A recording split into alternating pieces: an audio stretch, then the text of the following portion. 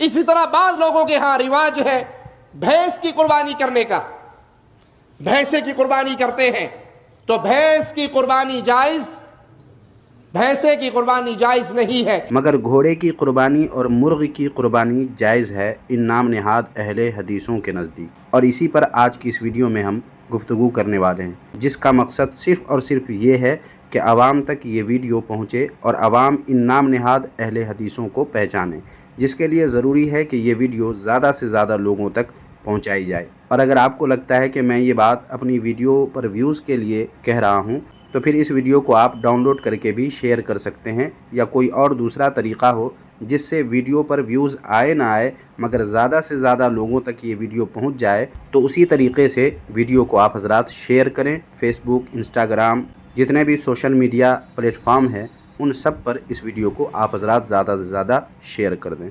تو چلیں ویڈیو شروع کرتے ہیں اور جانتے ہیں کہ ان نام نہاد اہل حدیثوں کی حقیقت کیا ہے۔ کیا واقعی ان کے یہاں گھوڑے کی قربانی جائز اور مرغ کی قربانی جائز ہے؟ باطل کا رد کریں گے ہم ہیں بریلی والے۔ سب سے پہلے سامعین و ناظرین، اس وہابی جس کا نام توصیف الرحمن ہے یہ بہت زیادہ چلاتا ہے۔ اس وہابی کی یہ ویڈیو پہلے آپ ملاحظہ فرما لیں، پھر آگے تفصیلی گفتگو کریں گے۔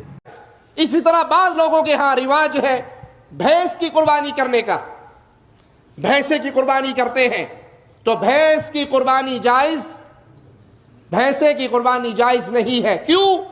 قربانی کے جانور رسول اللہ صلی اللہ علیہ وسلم نے بیان کیے، اونٹ میل اور فیمیل، اسی طرح گائے، اسی طرح بکری، یہ تین قسمیں بیان ہوئی، ان کی میل فیمیل جتنی ہے، بکری کے بعد مینڈھا، مینڈھے کی آگے جتنی نسلیں ہیں وہ ساری جائز ہیں۔ بھینس کا ذکر حدیث میں نہیں ہے، اگرچہ بھینس حلال ہے، چار پاؤں والی چوپائے میں شامل ہے، لیکن ان نشانیوں پر قیاس کرتے ہوئے قربانی کے جانوروں میں اور جانور داخل نہیں کر سکتے۔ اگر یوں قیاس کریں گے تو بکری پہ ہرن کو قیاس کرو، ہرن کی قربانی میں جائز کرو۔ سامعین اب اس کا جواب بھی ان کے گھر سے ہی ملاحظہ فرما لیں۔ لیکن جہاں تک میری رائے کا تعلق ہے، میرا دل اس پر مطمئن ہے کہ بھینس کی قربانی جائز ہے، سنت نہیں ہے، بھینس کی قربانی جائز ہے، اس کے ناجائز ہونے کی کوئی دلیل نہیں ہے۔ صرف یہ کہ ہاں بھائی گائے اور بھینس دونوں الگ ہیں، اور گائے کو ومن البقر اثنین، یہ اتنی حجت کافی نہیں ہے۔ جب سے بھینس کا تصور آیا ہے امام عمر بن عبدالعزیز اور امام مالک کے زمانے سے، لوگ اسے ایک ہی اسی کے جنس سے سمجھتے رہے ہیں، بلکہ جاموس گاؤ میش اس کا نام ہی ہے گاؤ میں، یعنی جس طریقے سے اعتبار کیا کہ اونٹوں کی الگ الگ قسمیں ہیں، اسی طریقے سے گائے کی ایک قسم کیا ہے، وہ بھینس بھی ہے۔ تو جس کا دل اس کے اوپر مطمئن ہے عمل کرے، لیکن دوسرے کے اوپر اس طریقے سے حملہ کرنا، بلکہ بعض لوگ جو جذباتی ہوتے ہیں اور ادب خلاف سے ان کا دور کا واسطہ نہیں رہتا، وہ کہتے ہیں بھینس کی قربانی گویا سور کی قربانی ہے، نعوذ باللہ من ذالک۔ ایسے ہوتے ہیں نام نہاد اہل حدیث کہ بھینس کی قربانی گویا سور کی قربانی، مگر ابھی آپ نے سنا کہ بھینس بھی گائے ہی کی ایک قسم ہے۔ ایسا ہی ان کے گھر کی کتاب میں بھی لکھا ہوا ہے۔ ثبوت کے لیے دیکھیں یہ کتاب جس کا نام ہے قربانی کے مسائل، اس کے صفحہ نمبر 27 پر دیکھیں۔ ان وہابیوں کے مشہور عالم زبیر علی زئی لکھتے ہیں کہ یہ بات بالکل صحیح ہے کہ بھینس گائے کی ایک قسم ہے، اس پر ائمہ اسلام کا اجماع ہے۔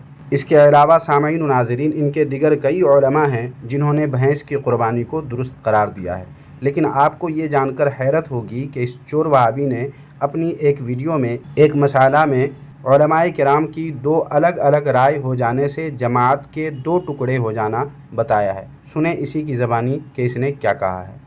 اب مجھے بتائیے میرے پیارے بھائیوں، آپ کس کی بات کو مانو گے؟ اب کئی لوگ ہیں تو اس مولوی کو فالو کریں گے، اور کئی اس مولوی کو فالو کریں گے، تو کیا ہو گیا؟ یہ دو ٹکڑے ہو گئے۔ اسلام کے ٹکڑے اسی طریقے سے ہوتے آئے ہیں۔ تو اب سامعین و ناظرین، اس چور وہابی کی ان باتوں سے معلوم یہ ہوا کہ نام نہاد اہل حدیث دو ٹکڑوں میں بٹ گئے، جیسا کہ ابھی آپ نے بھینس کے تعلق سے ان نام نہاد اہل حدیث کے उलमा की ज़बानी सुना कि एक कुछ और कह रहे हैं और दूसरे कुछ और ही कह रहे हैं, और इस तरह बकौल इस चोर वहाबी के नाम नहाद अहले हदीस जमात दो टुकड़ों में बट गई। और ये तो एक मसाला है सामाईन नाज़रीन, ऐसे ढेरों मसाइल हैं जिनमें ये नाम नहाद अहले हदीस के उलमा एक दूसरे से मुख्तलिफ राय रखते हैं और अपनी जमात को इस तरह इस चोर वहाबी के बकौल टुकड़े टुकड़े करके रख दिया है। लेकिन अब तक जो आपने सुना है, दरअसल मुझे ये बताना नहीं था। बताना तो ये था कि इन नाम नहाद अहले हदीसों के यहाँ घोड़े की कुर्बानी जायज़ है।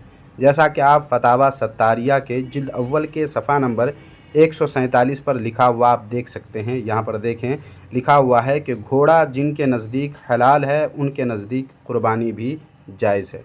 अब किसी हवाले, अब किसी दलील की ज़रूरत नहीं है। भैंस को अगर गाय की किस्म कहा जाए तो इस पर नाम नहाद अहले हदीस उलमा ये लोग बहस करेंगे, लेकिन घोड़े के मुताल्लिक़ सीधा सीधा जवाब दे दिया कि जिनके नज़दीक हलाल है उनके नज़दीक कुर्बानी भी जायज़ है। अब रसूल अल्लाह सल्लल्लाहु अलैहि वसल्लम ने, सहाबाए किराम ने ऐसा किया या नहीं किया, इन चीज़ों से इनको अब कोई मतलब नहीं है।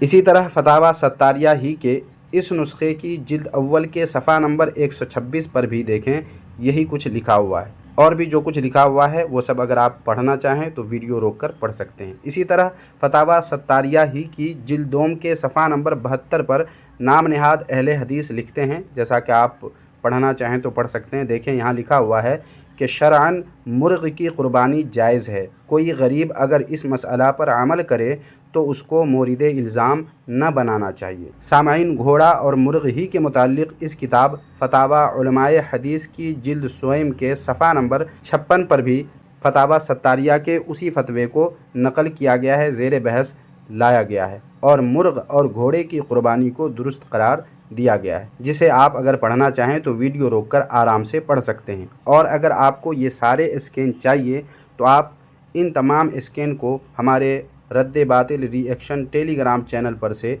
इन स्कैन्स को हासिल कर सकते हैं। अब सामाईन नाज़रीन, इस ताल्लुक़ से आप हज़रात क्या सोचते हैं, क्या कहते हैं? अगर कुछ कहना चाहें कमेंट बॉक्स में ज़रूर लिखें और इस वीडियो को भी लाइक करके जितना शेयर कर सकते हैं कर दीजिए, ताकि जो नाम नहाद अहले हदीस घोड़ा कुर्बानी करके खाना चाहें वो शौक़ से खा सकें, क्योंकि बकरीद आने ही वाली है। लिहाजा ये वीडियो नाम नहाद अहले हदीस वहाबियों तक पहुंचा दें ताकि वो लोग घोड़ा कुर्बान करके घोड़े का गोश्त खा सकें और साथ ही मुर्ग़ की कुर्बानी देकर सस्ते में अपना काम निकाल सकें। इसलिए इस वीडियो को आप हज़रात ज़्यादा से ज़्यादा शेयर कर दें। न सिर्फ यूट्यूब पर बल्कि सोशल मीडिया के जिन जिन प्लेटफॉर्म पे आप हैं, मसलन फेसबुक, इंस्टाग्राम, एक्स वगैरह पर भी इस वीडियो को शेयर कर दें। जज़ाकल्लाहु खैरा। कट्टे की कुर्बानी जायज नहीं हो जाएगी। लेकिन आप मुझे 1000 दफा बुरा कह लें, लेकिन आपके पास दलील नहीं होगी कुर्बानी करने की। आप अपने अमल को जाया करेंगे, अल्लाह के यहाँ आपका उसका कोई अजर नहीं होगा।